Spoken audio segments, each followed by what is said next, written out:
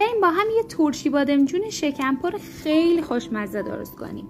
بادمجونایی که اندازش متوسطه رو سرش رو زدم و دوربرش رو معطر کردم و توش رو یه شیار ایجاد کردم که از اون برای بادمجون نزنه بیرون شیاره. حواستون باشه. بعد بهش من حدود 3 کیلو بادمجون داشتم، بهش 7 لیوان آب سرکه، 2 قاشق غذاخوری نمک ریختم، گذاشتم روی شعله گاز بپزه. در حدی بپزه که نیم پز بشه، خیلی پخته نشه که له بشه. بادمجونا رو توی آبکش ریختم و گذاشتم هم خنک بشه هم آبش بره. اون آب سرکه‌ای که توی قابلمه هست و دور نریزین که بهش نیاز داریم. حالا بریم سراغ مواد میانی.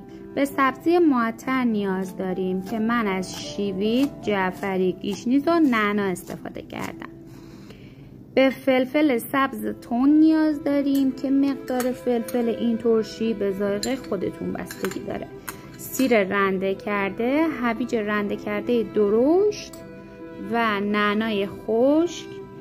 بعد که شامل فلفل و زردچوبه و نمکه رو بهش اضافه میکنیم، مخلوط میکنیم و حالا شکم بادمجونا رو باهاش پر میکنیم.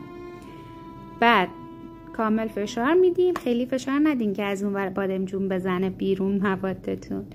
توی ظرف میچینیم و همون آب سرکه‌ای که بهتون گفتم نگه دارین لازم میشه رو بهش اضافه میکنیم و میذاریم 1 هفته توی یخچال بمونه.